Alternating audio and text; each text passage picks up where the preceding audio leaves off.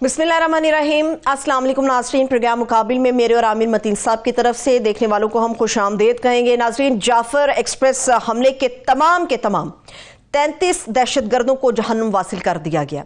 Security forces की तरफ से कल से जो ऑपरेशन जारी था, निहायत कामयाबी के साथ उस ऑपरेशन को मुकम्मल भी कर लिया गया है और DGISPR की तरफ से इस बात की तस्दीक की गई है कि इस ऑपरेशन के नतीजे में 21 आम शहरी हैं जिन्होंने जाम शहादत नोश किया और इनके साथ साथ 4 FC के जवान भी इनके अंदर शामिल हैं। पूरी दुनिया से इस हौलनाक हमले के ऊपर शदीद मुज़म्मती बयानात भी हमारे सामने आ रहे हैं। एक तो मुफस्सल गुफ्तगू हम करेंगे, वहाँ की सूरत हाल जानेंगे, पब्लिक रिएक्शन के ऊपर हम कुछ बात करेंगे और कुछ सियासत के ऊपर भी बात करेंगे।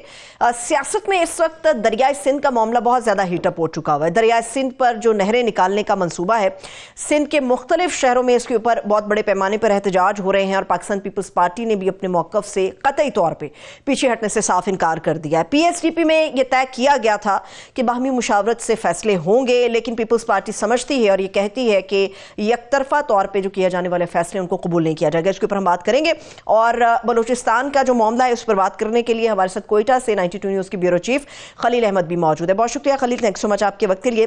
सबसे पहले आमिर साहब, यकीनी तौर पे एक बहुत चैलेंजिंग था और असाबी जंग थी, लेकिन हमें ये कहना पड़ेगा निहायत ही कामयाबी के साथ हमारी सिक्योरिटी फोर्सेज ने इस ऑपरेशन को मुकम्मल किया है। जी बिल्कुल, जो है अभी हम कल तक बहुत मोहतात थे क्योंकि ये प्रोफेशनल तकाजा भी होता है और कानूनी तकाजा भी होता है कि ऑन गोइंग ऑपरेशन जब चल रहा होता है तो उस पर मोहतात रहने की ज़रूरत होती है। वही डिटेल्स शेयर की जाती हैं जो कि आपको हुकूमत या रियासत दे, क्योंकि वो डिटेल्स जो तफसीलात शेयर करने से आप दखल अंदाजी कर सकते हैं, मुदाखलत कर सकते हैं, या दहशत गर्दों की कुछ मदद हो तो ये सहूलतकारी हो सकती है, इसलिए बहुत ज़्यादा मोहतात रहना पड़ता है। मगर अब चूँकि ISPR की अब प्रेस रिलीज आ चुकी है और उनके मुताबिक तमाम 33 दहशतगर्द जो हैं वो मारे गए हैं। ऑपरेशन के दौरान 21 आम शहरी और 4 FC के जवान शहीद हुए हैं और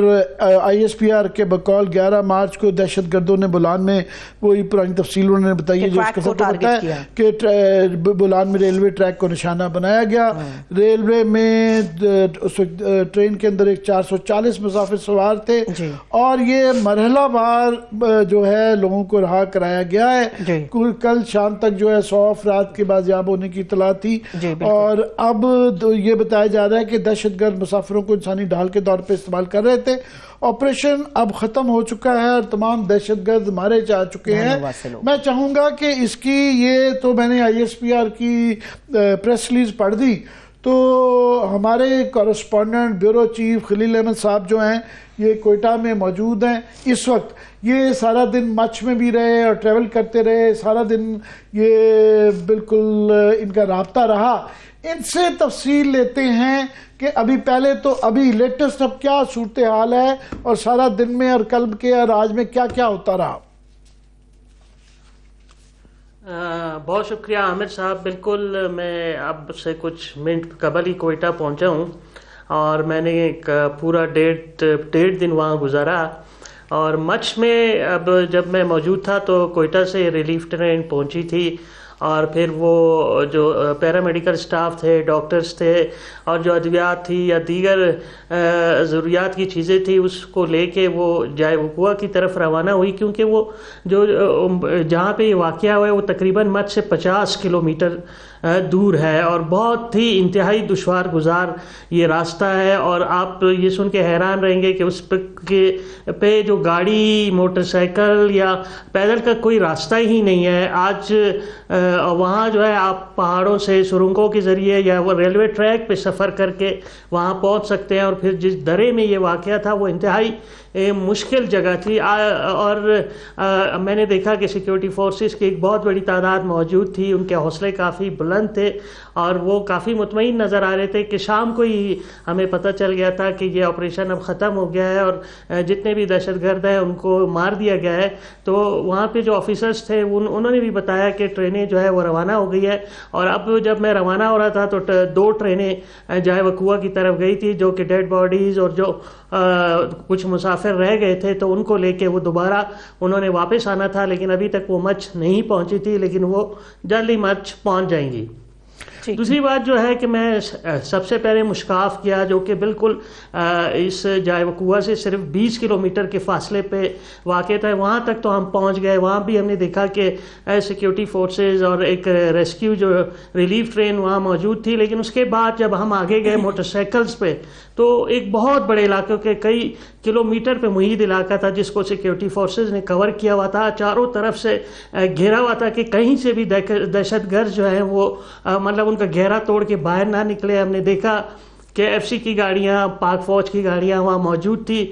اور جب ہم بہت قریب پہنچے تو وہاں پہ فائرنگ اور دھماکوں کی آواز بھی آ رہی تھی. پھر اس کے بعد ہمیں روک دیا گیا اور کافی ہم نے کہا کہ ہم آگے جانے چاہتے ہیں, لیکن ہمیں آگے نہیں جانے دیا گیا اور واپس کر دیا گیا. تو یہ صورتحال تھی. یہ جگہ بہت مشکل تھی. لیکن اب یہ ہے کہ ہم پاک فوج کے جو کمانڈوز تھے انہوں نے یہ آپریشن کیا ہے اور اس میں بتایا گیا ہے, جو ISPR کا پریس ریلیز آیا ہے, کہ جو 33 دہشت گرد تھے وہ مارے گئے ہیں, جبکہ 21 سویلین اور 5 جو FCC کے اہلکار تھے وہ شہید ہوئے ہیں. اچھا خلیل صاحب, یہ بہت قبل وقت ہوگا شاید یہ سوال کرنا, لیکن چونکہ ممکنہ طور پہ آپ کے پاس ہو سکتا ہے اس کی معلومات ہوں. جو 21 عام شہریوں کے حوالے سے اب مصدقہ اطلاعات آ گئی ہیں اور DG ISPR نے بھی تصدیق کر دی ہے, ممکنہ طور پہ ان کا تعلق کہاں سے بیان کیا جا رہا ہے؟ بلوچستان سے ہے یا پاکستان کے دیگر علاقوں سے ان کا تعلق ہے؟ کچھ پتہ چل سکا اس بارے میں؟ جی اس میں ایسا ہے, اس میں جو ہے ایک کچھ جو ہے وہ محکمہ ریلوے کے اہلکار ہیں, کچھ جو پولیس ہے ریلوے پولیس ان کے بھی اہلکار ہیں, اور باقی جتنے بھی افراد تھے ان کے شناختی کارڈ چیک کیے گئے تھے, اور جس میں جو عارضی اور جو مستقل پتہ تھا وہ پنجاب کا تھا. ان میں وہ لوگ شامل تھے, ان کو جو ہے نا شہید کیا گیا ہے. جبکہ باقی جن لوگوں کے شناختی کارڈ تقریباً جو چیک کیے گئے تھے جن کے مستقل پتہ اور عارضی پتے میں فرق تھا ان کو بھی چھوڑ دیا گیا. اور جو بزرگ تھے, خواتین تھے, بچے تھے, ان کو بھی جو ہے ان کا دعویٰ ہے جو دوسرا فریق ہے کہ ہم نے چھوڑ دیا ہے. لیکن جو سیکیورٹی ذرائع ہیں ان کا کہنا ہے کہ ان سب کو ہم نے بازیاب کرایا ہے. تو جو شہید ہوئے ہیں لوگ ان میں اکثریت کا تعلق جو ہے وہ پنجاب سے بتایا جاتا ہے. جی خلیل صاحب, آپ تو خیر بہت سمجھتے ہیں, مگر ناظرین کے لیے یہ دنیا کا مشکل ترین ٹرین ہے اور یہ تاریخی طور پہ مشکل ترین رہا ہے کہ یہاں پہ کئی 100 سالوں سے جب بھی کوئی فوجیں گزرتی تھیں تو یہ وہ درہ ہے بولان کا جہاں کے اوپر ایمبوش کیا جاتا تھا. اگر کچھ ان کے اوپر حملہ ہونا ہوتا تھا تو یہی ہوتا تھا. یاد رہے کہ جو فرسٹ افغان وار تھی تو یہ اسی جگہ پہ ان کے اوپر برٹش آرمی کے اوپر اور انڈین ٹروپس جو تھے اس وقت جو وہ حملہ کیا گیا تھا, اور وہ کندھار تک پہنچتے پہنچتے وہ ان کا آدھا سامان بھی اور آدھی افواج رہ چکی ہوئی تھیں, اور وہ یہ بڑا ہی مشکل تھا. اور سبی سے جب چلتے ہیں تو ٹرین کا ٹریک ذرا ڈیفرنٹ ہو جاتا ہے اور ہائی وے ڈیفرنٹ ہو جاتی ہے. اور ٹرین کا ٹریک جو ہے یہ اپنے زمانے کا انجینئرنگ مارول تھا کہ جس طریقے سے ٹنلز بنائے گئے ہیں, اور بہت ہی مشکل ایریا ہے. اس کے اندر آپریشن جو ہے وہ بہت ہی ایک مشکل کام I'm sure ہوگا. اور جس طرح آپ بتا رہے ہیں کہ مزید تفصیلات جو پہلے, کیونکہ یہ اب بات کی جا سکتی ہے, پہلے ہم تفصیلات پہ پروفیشنل ریزنز کی وجہ سے بات نہیں کر رہے تھے, کہ پہلے جو اطلاع آئی تھی کہ جو انہوں نے حملہ کیا وہ سرنگ کے اندر کیا, مگر بعد میں اب جو پتہ چل رہا ہے کہ وہ سرنگ کے باہر ان کے اوپر جو ہے نا حملہ ہوا, سرنگ کے اندر نہیں ہوا. اور کیا تفصیلات ہیں جو کہ شیئر کی جا سکتی ہیں؟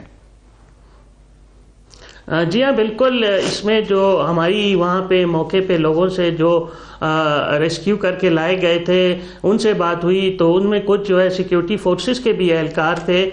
تو ان کا یہی کہنا تھا کہ یہ پہلے جو ہے دھماکہ ہوا ہے اور اس کے بعد جیسے ہی دھماکہ ہوا ہے تو کچھ جو ملیٹنٹس تھے وہ ٹرین میں سوار ہو گئے تھے اور انہوں نے ڈرائیور کو قابو کرنے کی کوشش کی. تاہم اس نے جب مزاحمت کی تو اس کو شہید کر دیا گیا, اور اس کے بعد ٹرین کا کنٹرول لیا اور ٹرین کو وہ سرنگ کے اندر لے گئے, اور سرنگ کے اندر لے جانے کے کے بعد جو ہے وہ ٹرین کا مکمل کنٹرول انہیں حاصل کیا اور درجنوں کی جو تعداد میں دہشت گرد تھے وہ ٹرین پہ سوار ہو گئے اور انہوں نے اس پہ مکمل کنٹرول کر لیا اور اس کو لے جا کے ٹرین کو سرنگ کے بالکل بیچوں بیچ روک دیا اور اس کے بعد تمام ٹرین کو انہوں نے یرغمال بنا لیا. تو بالکل آپ نے صحیح کہا کہ جب بھی انگریز افغانستان پہ جو حملہ آور ہوا تو اس علاقے میں ان پہ بڑے بڑے حملے کیے گئے اور ان کو بڑا جانی نقصان بھی پہنچایا گیا اور یہ انتہائی مشکل در ہے. اور جو جگہ تھی جہاں ہم آج گئے اور بارہا کوشش کے باوجود بھی وہاں جانا چاہ تو نہیں جا سکے, تو وہ جو سیکیورٹی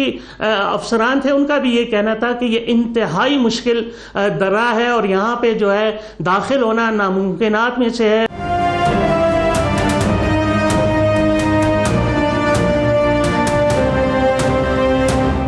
ISPR کے ظاہر ہے ہم ان کی ہی انفارمیشن کے مطابق چلیں گے کہ تمام وہ کہہ رہے ہیں کہ 33 کے دہشت گرد جو ہے مارے جا چکے ہوئے ہیں, مگر آئی ایم شور وہاں پہ ابھی جو سہولت کار تھے یا جو انٹیلیجنس لیک ہوئی یا اس کے اندر ایک پورا اس کے پیچھے ایک سازش ظاہر ہے وہ بنائی گئی ہے, وہ تو اس پہ کام اب ہو رہا ہوگا. مگر وہاں پہ جو ریلیف ایفرٹ ہے, ہسپتالوں کے انتظامات, لوگوں کے ظاہر ہے وہ بڑے مشکل اس وقت سے گزرے ہیں اور وہ فیملیز, بچے, بوڑھے, عورتیں جو ہیں, اس کے متعلق ذرا ہمیں بتائیں کہ اب کیا صورتحال ہے.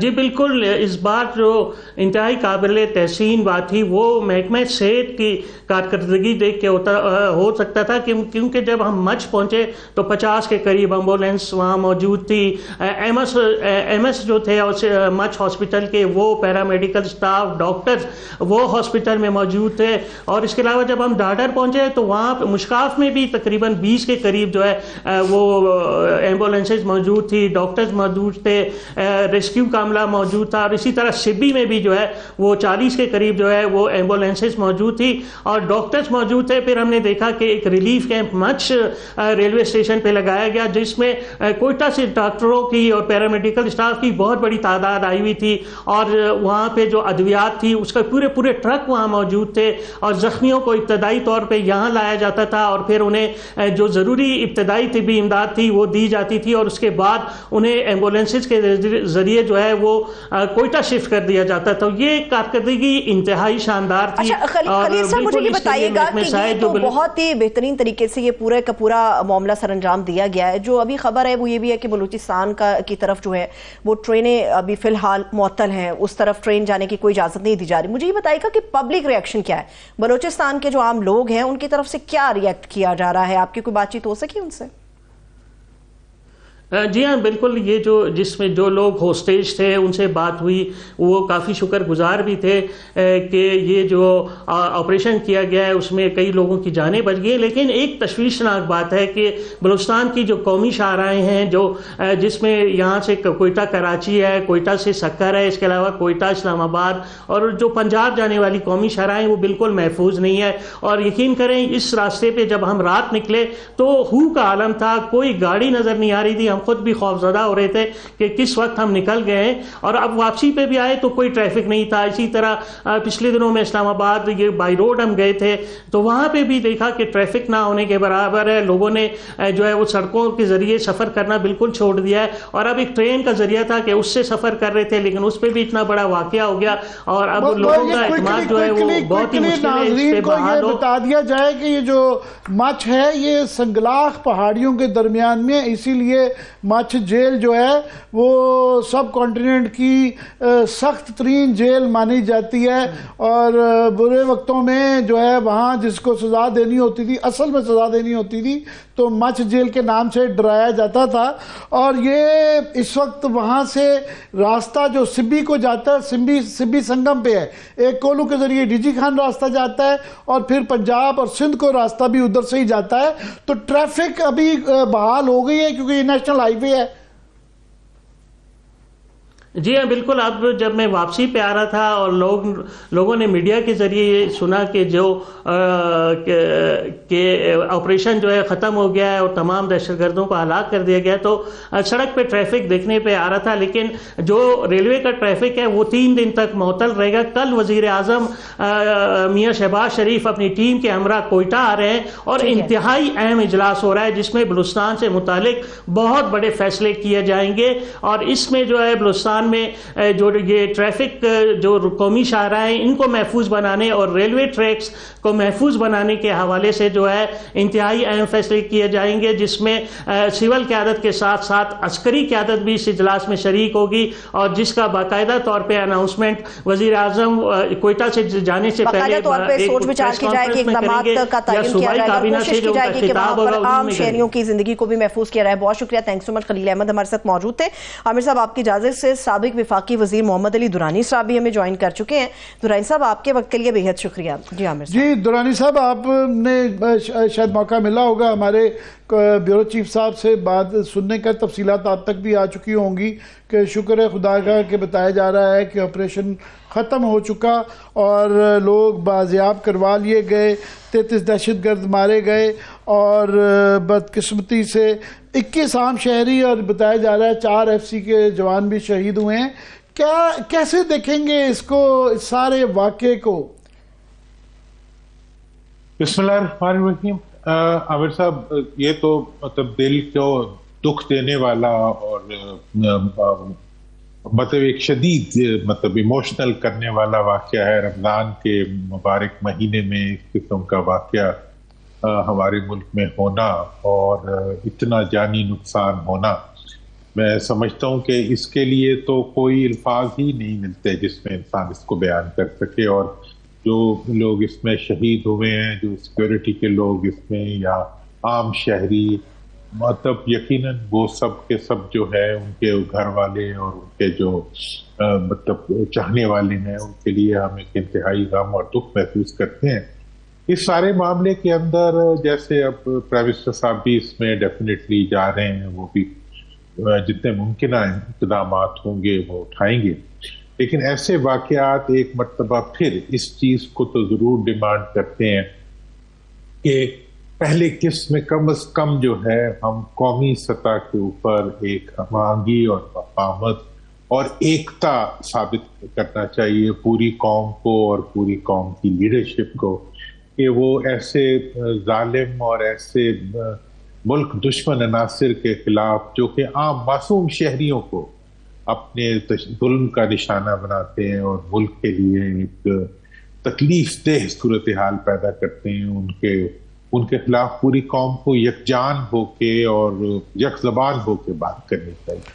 دوسرا پہلو جو اس میں بڑا اہم ہے, میں نہیں سمجھتا کہ اس قسم کا کوئی واقعہ جو ہے وہ بیرونی مداخلت کے بغیر ہو سکتا ہو. اور ہم نے تو اپنے ہمسایہ ملک میں دیکھا ہے کہ جب بھی کوئی ایسے واقعہ کہیں قریب سے بھی گزر جاتا تھا تو وہ ایک اپنا ڈپلومیٹک آفینسو اور اپنا میڈیا آفینسو لانچ کرتے تھے. اس واقعہ کے اوپر بھی انہوں نے اپنا اتنا بڑا ایک میڈیا آفینسو لانچ کیا اور انہوں نے پورے واقعے کو بہت ہی زیادہ بڑھا کے اور ایلیبریٹ کر کے اور اس میں وہ اینگلز ڈال کے اس کو استعمال کیا جو اینگلز جو ہیں ہمارے لیے زیادہ سے زیادہ نقصان کا سبب بن سکتے ہوں. تو میں اس موقع پر میں یہ ضرور حکومت سے یہ درخواست کروں گا کہ اس موقع پہ ہمارے فارن آفس کو بہت ہی ایک جسے کہتے ہیں نا کہ ایک مربوط اور ایک مضبوط طریقے کے اوپر اپنا کیس جو ہے وہ دنیا کے سامنے رکھنا چاہیے. جی درانی صاحب, بالکل یہ اس کی ظاہر ہے یہ واقعہ اس نوعیت کا تھا کہ پوری دنیا بھر میں اس کی مذمت تو کی گئی ہے, کی جانی بھی چاہیے تھی, مگر اس طرح کا جب واقعہ ہوتا ہے, سانحہ ہوتا ہے, تو اس کے بعد پھر یہ بحث ہوتی ہے کہ اس سے کیا سبق سیکھے جا سکتے ہیں. ایک جو میں سمجھتا ہوں سبق جو سیکھا جانا چاہیے, اور یہ ہر دفعہ ہوتا ہے کہ اس طرح کے واقعے کے بعد حکومت کی ذمہ داری ہوتی ہے کہ وہ جتنی انفارمیشن مناسب وہ سمجھیں جس سے کہ جیپرڈائز نہ ہو آپریشن, وہ عوام کے ساتھ شیئر کریں. کیونکہ اگر جب وہ نہیں کرتے تو ڈس انفارمیشن جو دشمن ممالک ہیں ہمارے یا شر پسند عناصر ہیں وہ ایک ڈس انفارمیشن شروع کرتی ہے چلاتے ہیں اور وہ پھر پھیلنا شروع ہو جاتی ہے. اور پارلیمان کے اندر بھی آج اس طرح نیشنل اسمبلی میں یہ ڈسکشن ہی نہیں کی گئی، نہ ہی کی جانی چاہیے. ظاہر ہے حکومت کو یہ تو نہیں کہا جا سکتا کہ انہوں نے کیا بیان کرنا ہے، انہوں نے ذمہ دارانہ جو بیان تھا وہی کیا جا سکتا ہے، مگر عوام کے کو کانفیڈنس اعتماد بحال رکھنے کے لیے اور یہ اس طرح کی ڈس انفارمیشن کو کنٹرول کرنے کے لیے جو کیا جانا چاہیے تھا، اب یہ واقعہ ہو چکا، ختم ہو چکا، تو کیا یہ لیسن آپ کیا کہیں گے اس پہ؟ دیکھیں، میں آپ نے جو تیسرا نقطہ میرے ذہن میں تھا، بالکل آپ نے رائٹلی اس کو پوائنٹ آؤٹ کیا کہ دیکھیں سب سے پہلی جو پریامپٹیو مووز ہوتی ہیں وہ تو نیشنل یونٹی سے نکلتی ہیں. دوسرا یہ ہوتا ہے کہ جو offensive لیا گیا ہو اس کے جو وہ ایریا جو کسی کی طرف سے ٹیوٹرڈ ہوں ان کو بھی اس کے اوپر حکومت ایک ڈپلومیٹک offensive لیتی ہے. اور تیسرا بات یہ ہوتی ہے کہ میڈیا کے ذریعے آپ نہ صرف عوام تک انفارمیشن پہنچاتے ہیں بلکہ اس انفارمیشن کے ذریعے آپ پبلک کو گائیڈ بھی کرتے ہیں اور ایک ایسا ماحول بناتے ہیں کہ اس کے اندر کم از کم عوام کا اعتماد جو ہے وہ قومی نشریاتی اداروں کے اوپر اور آپ کے جو سیکیورٹی ریلیٹڈ ادارے ہیں ان کے اوپر بھی قائم رہے. اور اس کے بعد جو اگلی چوتھی چیز ہے وہ یہ ہے کہ جو آپ کی سیکیورٹی سے ریلیٹڈ سول ادارے ہیں ان کو بھی اس وقت بہت زیادہ پرو ایکٹیو کرنے کی ضرورت ہے.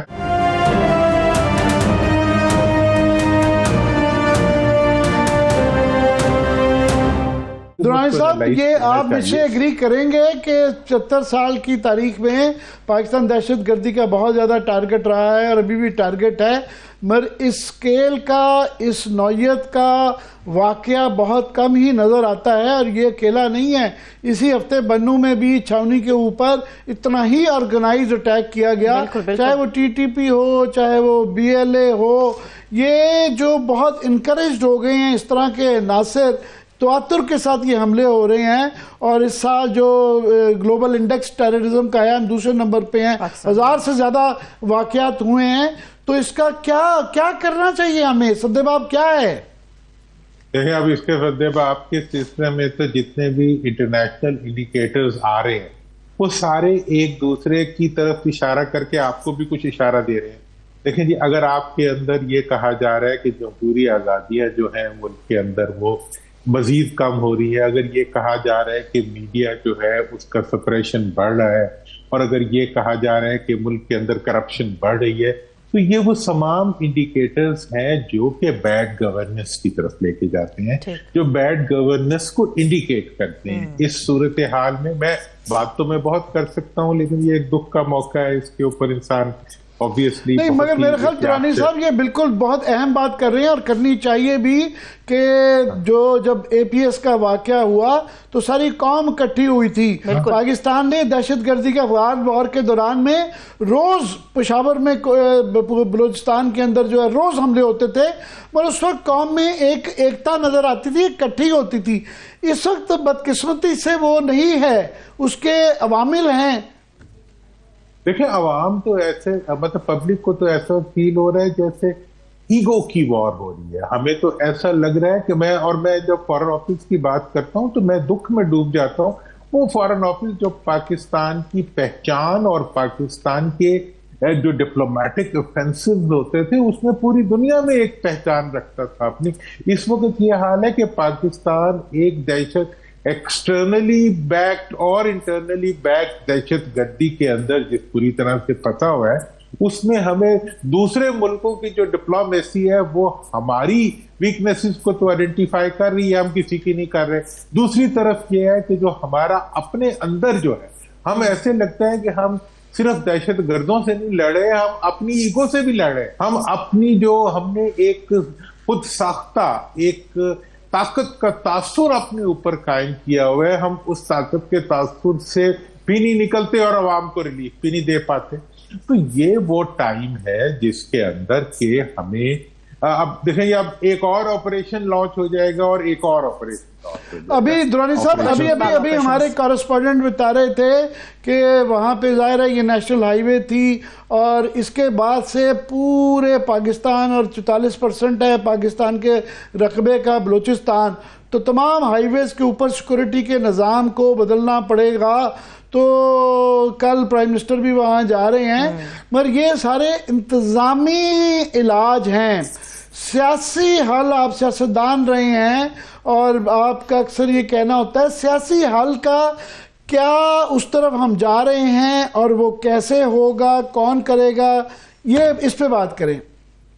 دیکھیں جی اب میں تو اگر جیسے پرائم منسٹر صاحب ہیں، صدر صاحب ہیں، اگر یہ لوگ مطلب اس ایشو کے اوپر جاگ رہے ہوتے تو یہ سب سے پہلے جو ہے کوئی کہیں بھی ہوتا، کوئی جیل میں ہوتا لیڈر، کوئی اپوزیشن میں بیٹھا ہوتا، کہیں بھی ہوتا، ساروں سے رابطہ کرتے، ان سے بات چیت کرتے.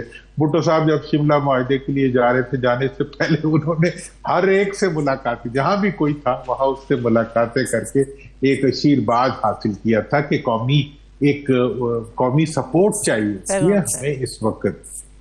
اس وقت یہ ضرورت تھی پرائم منسٹر کی کہ وہ سی ایم کے پی کے سے بھی بات کرتے، وہ سی ایم بلوچستان سے بات کرتے، سی ایم سندھ سے بات کرتے، ان پارٹیوں کی قیادت سے بات کرتے، اور بہتر ہوتا کہ وہ کسی کو ساتھ لے جاتے. اگر وہ کل بلوچستان جا رہے تو سی ایم کے پی کو بھی ساتھ لے جاتے، کوئی میسج تو جاتا ہے نا. ایک ٹیبل پہ آ جاتے. درانی صاحب وہاں پہ ایک جو اور میں نے کہا کہ ان ساروں پہ اب جو ہو چکا ہے تو کھل کے بات ہونی چاہیے کہ مسئلہ یہ ہے کہ یہ لوگ تو بغاوت جو باغی ہیں یہ تو پاکستان کے آئین کو نہیں مانتے، تو چلیں ٹھیک ہے، جو نہیں مانتا ان سے بات نہیں ہو سکتی، اور جو لائنیں کراس کر چکے ہیں ریڈ لائنز وہ مشکل چلیں، ایک بحث یہ ہے.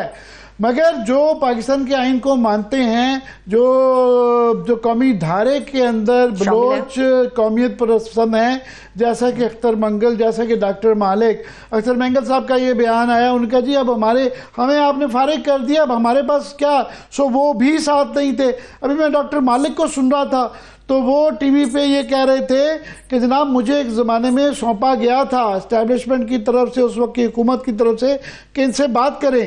جب میں بات کر کے آ گیا تو اس کی پذیرائی نہیں ہوئی. تو ٹائمنگ ہوتی ہے، موقع ہوتا ہے، کئی دفعہ وہ تاریخ دیکھتی ہے کہ موقع مس ہو جاتے ہیں تو مسئلے خراب ہو جاتے ہیں. اب کیا کرنا چاہیے اس کا؟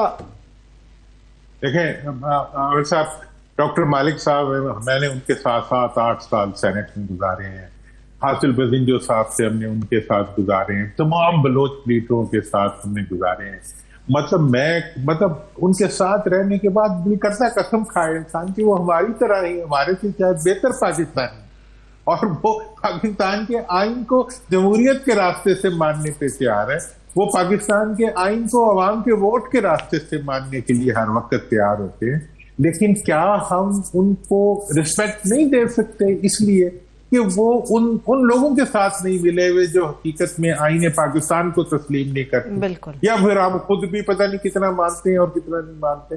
تو لہٰذا اس لحاظ سے میں یہ سمجھتا ہوں کہ اس وقت پرائم منسٹر صاحب اگر جا رہے ہیں تو انہیں تمام بلوچستان کی لیڈرشپ، اور میں پھر کہہ رہا ہوں کہ کے پی کے کی لیڈرشپ کو بھی اپنے دائیں بائیں ساتھ لے جا کر اس ایشو کے اوپر ایک کم از کم قومی یکجہتی کا ایک انیشیٹو کے طور پہ دینا چاہیے. اور وہ اس وقت دیکھیں میرا تو دل کرتا ہے کہ میں اس وقت ہاتھ باندھ کے کہوں کہ یار خدا کے لیے آپس میں ہاتھ ملا لو، ہاتھ باندھ کے کہوں کہ خدا کے لیے ایک دوسرے سے گلے مل جاؤ. اب اگر گلوں سے نہیں ملو گے تو لوگ تمہارے گلے کاٹیں گے، اور کٹ رہے ہیں، ہمارے ہی گلے کٹ رہے ہیں.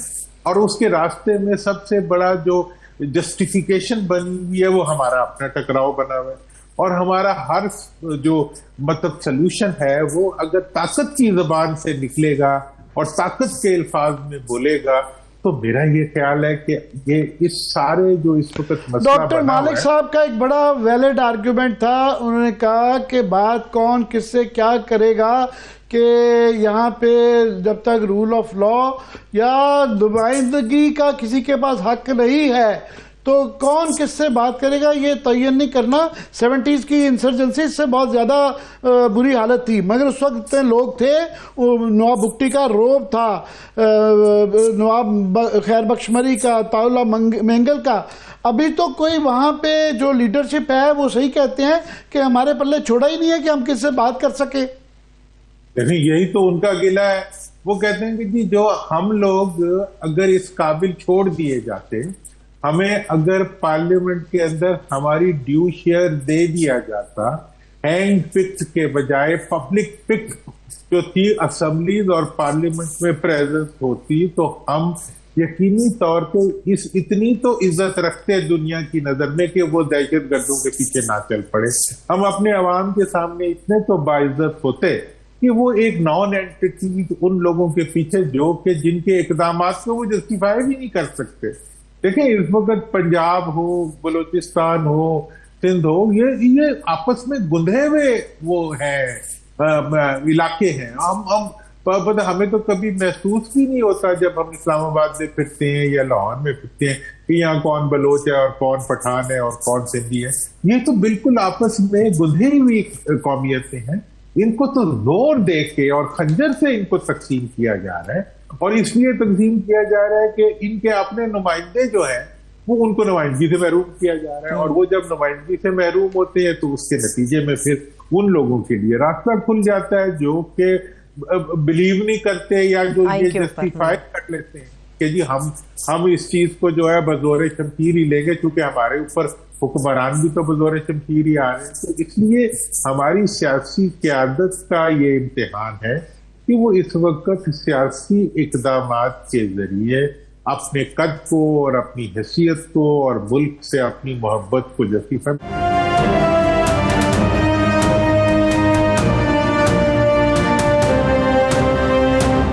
رانی صاحب کہ لیجیٹیمیسی کے ایشو ہیں یہاں پہ, پھر پارلیمان ایک ریلیونٹ ہو کے رہ گئی ہے. جس طرح فار ایگزامپل آج انہوں نے بات کرنے پہ انکار نہیں کیا, گورنمنٹ کا کوئی بندہ اویلیبل نہیں تھا جو کہ بریف کر سکتا, لوگوں کو اعتماد میں رکھتا, جس کی وجہ سے بہت زیادہ ڈس انفارمیشن نے فروغ پایا.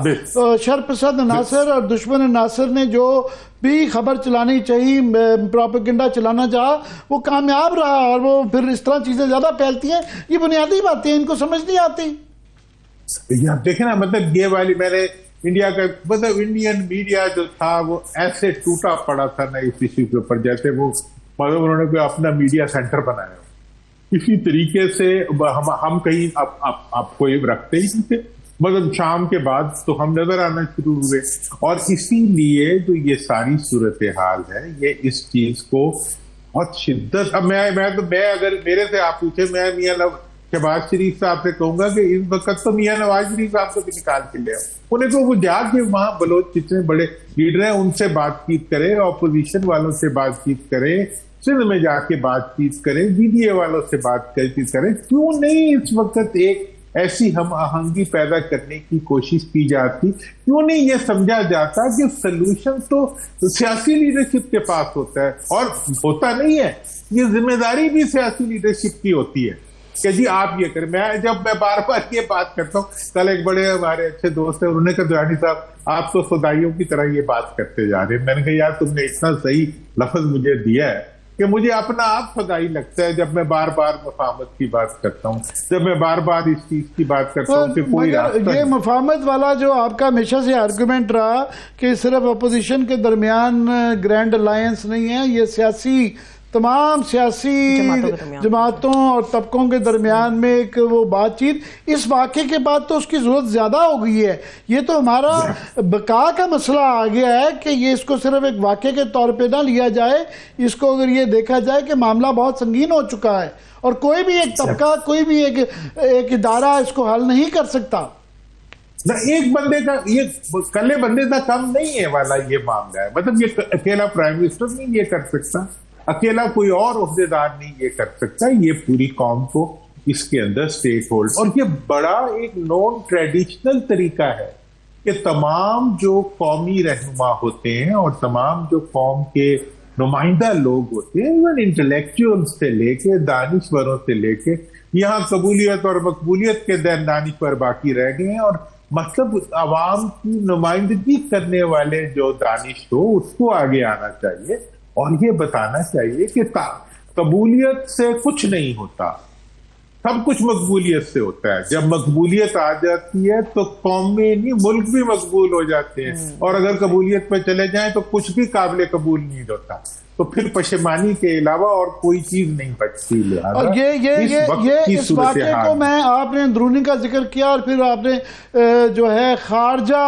پالیسی اور اس پہ خارجی دنیا کے اندر اپنے اس کو ڈیفینڈ کرنے کا ذکر کیا، تو یہ اتفاق نہیں تھا کہ یہ پاکستان، چین، روس اور ایران نے گوادر کے بالکل ساتھ جو ہے چابہار میں اپنی نیول جو ہے نا مشقوں کا وہ کرنے جا رہے ہیں. چائنیز وزیر اعظم آ رہے ہیں اور ظاہر ہے گوادر ہم نے چائنیز کو دیا ہوا ہے اور ہم پاکستان اس کے اندر ان مشقوں کے اندر ہم مبصر ہیں.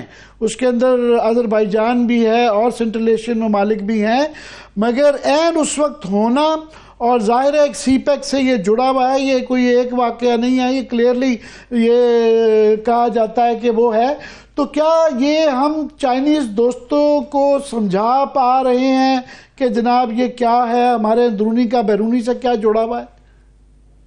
دیکھیں جناب، اب میں پتہ نہیں، مجھے تو وہی والی سودائی والی بات یاد آتی ہے بار بار کہ مطلب یہ ہے کہ کتنی بات. اب میں دیکھیں اس کے اندر ایسے ایشوز کے اندر اگر آنکھیں بند کر کے میں حکومتی رویوں کو ڈیفائن کرنے لگوں تو جس دن خدا نہ خواستہ اگر کوئی ایسا واقعہ بھی ہو جائے اس دن ایک سیکیورٹی انیشیٹوز لیے جاتے ہیں، پولیٹیکل انیشیٹوز لیے جاتے ہیں، اور اس کی ڈپلومیٹک انیشیٹوز لیے جاتے ہیں، اور میڈیا انیشیٹوز اور میڈیا پلانز لیے جاتے ہیں. اور یہ تینوں پلانز جو ہیں، انڈیا کی صورت میں تاج محل والا ایک واقعہ ہوا تھا، ابھی وہ واقعہ کہیں کلوینیٹ نہیں ہوا تھا، ان کی پوری ایک کاؤنٹر اسٹریٹجی جو تھی وہ ہمارے اوپر اٹیک لانچ کرتی تھی، اور انہوں نے جو پپیٹس رکھے ہوئے تھے ان کو بھی انہوں نے لانچ کر دیا تھا، اور انہوں نے جو الابائز بنائی ہوئی تھی پہلے سے کنٹیجنسی الابائز جو تھی ان کو بھی انہوں نے لانچ کر دیا.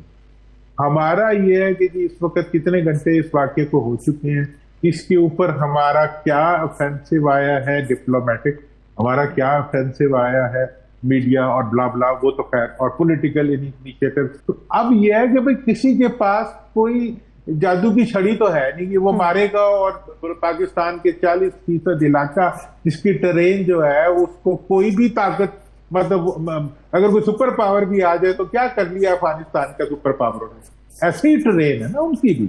مطلب اس ٹرین کے اندر جو ہے ایک سپاہی یا طاقت کے ذریعے آپ کیا کر سکتے ہیں. میں آپ کے جوائن کرنے سے پہلے بتا رہا تھا کہ تاج برطانیہ فرسٹ افغان وار جو ہے، جو برٹش ٹروپ جب اس بولان پاس سے بالکل یہ دادڑ کے پاس سے جب گزرے تھے تو قندھار تک پہنچتے پہنچتے ان کی آدھی فوج رہ گئی تھی، اور ان کا سارا آدھے سے زیادہ ساز و سباز تتر بتر ہو گئی تھی فوج، اسی وجہ سے ان کو وہ لاس ہوا. اپنے عامر صاحب، میں نے یہ پورا علاقہ اور اس کے آس پاس وارث صاحب میں نے پیدل بھی گھوم کے دیکھے ہیں، میں ان علاقوں میں پھرا بھی ہوں، میں ان علاقوں کی ہر قسم کی وہ جانتا ہوں. میں آپ کو بتا رہا ہوں کہ ایسی چیزوں کے لیے یہ کبھی بھی یہ کوئی سلوشن نہیں رہا. 2 3 4 5 جو اسٹریٹجیز ہوتی ہیں ان کے ذریعے اس کو دیکھا جاتا ہے. اور آپ دیکھیں آج جو ہے چائنا کا آپ سے کیا گلہ ہے، وہ یہی گلہ ہے کہ آپ ان کو سیکیورٹی پرووائڈ نہیں کر پا رہے، ٹھیک ہے، اور یہ جاہز ایک ان کی طرف سے گلا ہے. اسی طرح سے پوری دنیا کی انویسٹمنٹ کو آپ اٹریکٹ نہیں کر پا رہے، کیونکہ 2 وجوہات اس کی سامنے آ رہی ہیں کہ آپ ایک تو اپنا پولیٹیکل ریکنسیلیشن جو ہے اس کو آپ ایگزیبٹ نہیں کر پا رہے، اور ایٹ دی سیم ٹائم جو ہے آپ کا لا اینڈ آرڈر سچویشن جو ہے وہ آپ کے کنٹرول میں نہیں ہے.